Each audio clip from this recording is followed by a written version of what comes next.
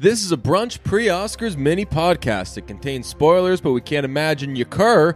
If you haven't seen the movie and you're afraid of spoilers, there's no way you'd logically seek out a podcast about the movie. Plus, this one took place forever ago. It's already been spoiled. Let us begin. 1917.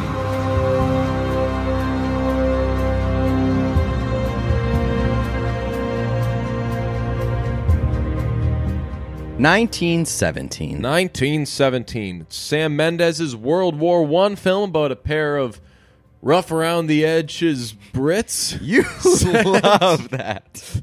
About a pair of British soldiers sent to find their comrades and warn them to call off an upcoming attack because the attack is going to be an ambush. So they got to get to them, and it's a great movie. You've heard us talk about it before, probably. We haven't actually. Oh yeah, we didn't. We said we teased that we were going to. We saw it and we loved it, but we didn't really go from there. So this movie's got a couple of hallmarks, I guess. That it's got a bunch of people in it for a second. So if you only see the preview once, and don't read into it much, you are a bit disillusioned going in. They bamboozle you, right? You see, I mean, Colin Firth gets the preview, and that's a bit of a.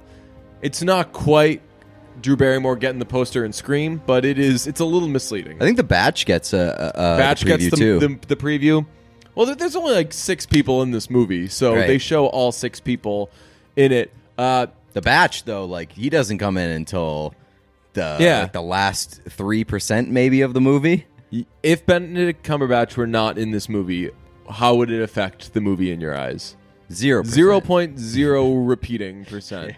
I will say Colin Firth in the beginning. Colin Firth is the guy that calls him in and says, hey, you got to get over to these comrades of yours, you couple of rough around the edges Brits. You got to just get yourselves under control. That was well served. Get over to these guys. Yeah, that was like I want someone good giving me that scene. Yeah, definitely. And especially because if you watch the trailers, that's basically the entire like crux of the trailer. It's him setting up the plot of the movie. Yes. So I thought that was very, very strong. And the other thing in this movie is that it's made to look like it's all shot in one scene, one take, however you want to say it. The Birdman effect that's becoming so popular. Yeah. The Say It Ain't So effect. It wasn't Say It Ain't So. It was Undone, the Sweater song by Weezer. That music video was shot all in one take, and that's something that just OK Go music videos. OK Go, yes. They actually brought that up on Time Crisis recently. Ooh. Was it? Oh, no, it was... OK Go might be like the only band that I know of that's more popular for their music videos than they are for their music. Jamiroquai? Really? I don't know, no. Virtual Insanity? Oh, yeah, okay. That's... Michael Jackson was pretty popular for his music, for his music videos, not really for his music or anything else. It was, I'm sorry, wrong other thing that I listened to. It was Advanced Analytics that said, OK Go did that. But that's not cool or impressive. No, it honestly made me roll my eyes. I was like, oh, great. Really? They're hearing that it was going to be one shot? People are going to act like it's cool because of that? Yeah, like it made me roll my eyes kind of just because I was worried that people would be like, oh man, this is super cool. I've never seen anything like this before. And like give the movie a little bit more credit than it deserves. Yeah. But that's not the case at all. I mean, one of my favorite movies last year was Cold War. I wouldn't have liked it, but it did this thing where it was in black and white, and then I just ended up liking it a lot more. I thought it was the best. I'm kidding. Cold War rules. If you guys haven't seen that, go check that out. And it is black and white. Yeah, I just feel like if 1917 hadn't been that good, which by the way, it was spectacular. Really, really good. Probably my favorite movie. I think it might be the best movie of the year. It's in a tier above. We'll get to this at some point later, but like in a tier above everything is 1917 and Parasite for me at least. But if it hadn't been as good, I would have been annoyed by people being like, oh, but it's so cool that it's made to look like one shot. And It's the ships being real in Dunkirk. Yeah, who cares? It's just something that they did. It's like when someone in their early 20s is like, I'm engaged now. Like, cool. That's because you chose to be.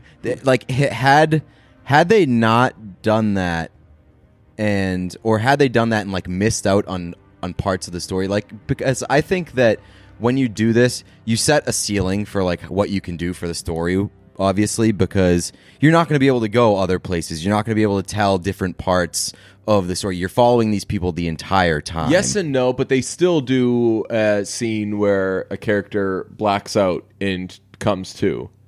Right, but he comes to where he was left off. Right. So they never actually leave that narrative. They never actually leave that story. And they just accidentally didn't put in the SpongeBob like 8 hours later thing. Yeah. So I think that you do sort of set a cap on what you can do story-wise. So had the story not delivered, it would have been frustrating to know that they chose to go this route with the one shot. They didn't do this at the expense of anything else. They still made a really good movie with doing this. I think a big reason I liked it so much, so there's some caveats I have with the tippity top movies I really loved this year. 1917 is one. Little Women is one. The caveat in this case is I'm really glad I didn't know which person died. Really? I knew that it was two of them, and if I had known that this one's going to be the one that lasts, then it wouldn't have had as big an effect on me. But watching the first half of the movie, or first third maybe, not knowing who's going to be the one that's really going to be tasked with doing this, I had an idea, but I wasn't sure. I thought it was very obvious. Yeah, I mean, you can guess which one it's going to be, but not knowing is very helpful. I feel like if you go in knowing this guy is a star and he's the one that's going to have to do it, then you're just kind of waiting for the death and how it happens. And you are waiting for one of them to die. But no, so like from my perspective, I knew as soon as I hadn't really thought about it where I hadn't thought that like, oh, one of these people is going to die until the movie started. And then once the movie started, it sort of just clicked for me once it was being set up. I was like, oh, one of these is definitely going to die for sure. And I knew right from the bat because I thought back to the trailer. And like the trailer sort of gives it away. Oh, really? With like the running scene through the battlefield. Right, you know which character that is. So I knew it was coming, and it was sort of postmarked.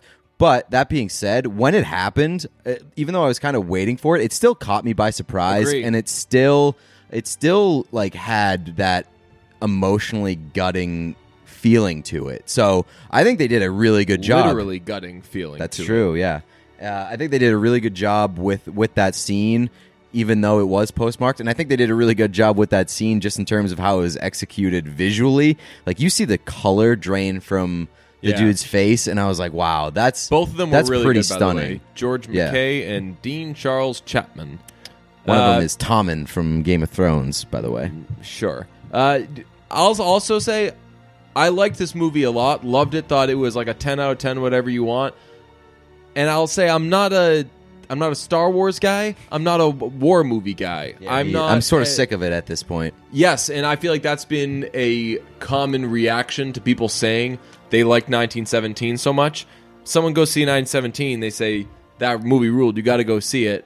A common reaction is another war movie though. What's so good about it? Like, I didn't think like American Sniper. I didn't think was particularly good. Nope. Hacksaw Ridge was heard that was great, but I hadn't seen it. Hacksaw Ridge was okay. That was, when did you start doing it? Really?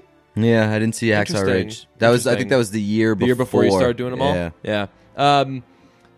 It's okay, but it's not. I mean, people after that movie came out, they're like, gotta see Hacksaw Ridge, and I'm like, are you saying that because it's good, or do you just really like it's hard to movies? Trust. It's hard to trust people when it comes to war movies, because some people just, especially dads, man, yeah, dads fucking love war movies, and they're just those Ford people versus that Ferrari. Yes, yeah, and they're just those people that just want to see constant action, and I'm sure that a lot of those people are not going to like 1917 because this is more about the climb. It's more about the climb. What's waiting at the other side. Not nonstop action. Yeah. So like if that's sort of your dumbed down, like, I'm just a basic ass guy who wants to watch.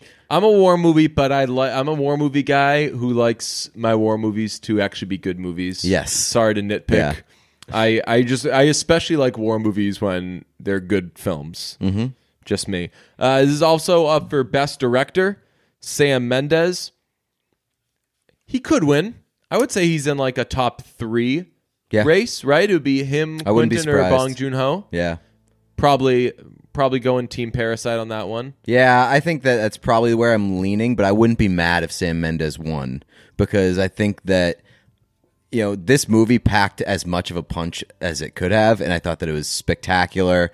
A lot of it is the cinematography. The cinematography is fucking amazing in this movie, and it's Roger Deakins, and like this movie had the best scene and shot of the year for me, and it's when the night scene where he's going through that city, and it's like the chase scene at night, fucking unbelievable. And then the best shot of the year for me by far, like I audibly gasped in the movie theater, is when the building is on fire, and there's all the smoke next to it, and then you just see like the silhouette of the enemy emerge from the smoke. It literally made me like gasp in the theater. It was amazing. You know, I'm a big believer in, was this easy to do or was this hard to do? Yes. With these things, dark stuff with fire, very easy to do. With that's smoke? Going to Yeah, look sure. good. That's going to look good. Honestly, as you're saying that, I'm like, Peanut Butter Falcon scene when they're jumping around the fire, that's just as good for me.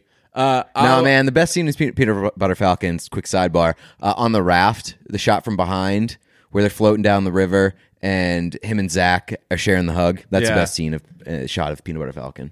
I will say the best scene and shot of this past year is the Elway or Manning scene in Cold Pursuit, and the best shot is when he shoots him after. Can't argue. What else do we have on this? Do you like war movies?